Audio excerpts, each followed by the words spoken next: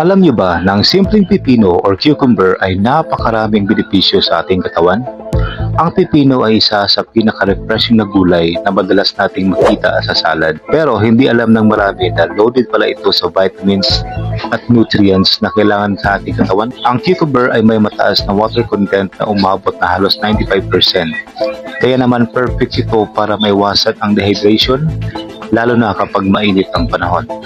Bukod dyan, ang pipino ay may taglay na vitamin C, vitamin K, potassium, magnesium, at antioxidants na tumutulong para mapanatiling healthy ang ating katawan. Isa rin sa mga kilalang benepisyo ng cucumber ay nakakatulong ito sa pagpapaganda ng balat. Kaya nga madalas itong ginagamit sa mga facial treatments at skincare dahil nakakatulong ito na mabawasan ang pamamaga ng mukha at eye bags.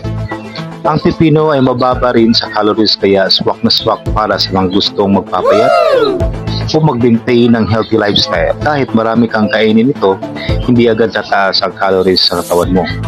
Nakakatulong din ang cucumber sa digestion dahil mayaman ito sa fiber. Kaya nakakatulong ito para maiwasan ang constipation at mapanatiling maayos ang pagdumi. At alam niyo ba, ang regular na pagkain ng pipino ay maaaring nakakatulong sa pagpababa ng blood pressure at pagpapanatiling healthy ng puso dahil sa taglay nitong potassium. Hindi lang yan, ang cucumber ay kilala rin bilang natural body detox dahil tinutulungan itong mailabas ang toxins sa katawan.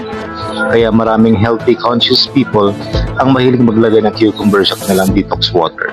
Sa pagtatanim naman, ang pipino ay mabilis lumaki, madaling alagaan, basta may sapat na araw, tubig at maayos na lupa. Kaya marami ring farmers sa mga gusto magtanim nito. Kaya mga kaibigan, huwag maliitin ang simpleng pipino dahil bukod sa masarap, healthy na. Napakarami pang benepisyo para sa ating katawan. Kung gusto mo pa ng itong mga klaseng informasyon tungkol sa gulay at healthy living, don't forget to like, follow, and share, and subscribe to all my social networks.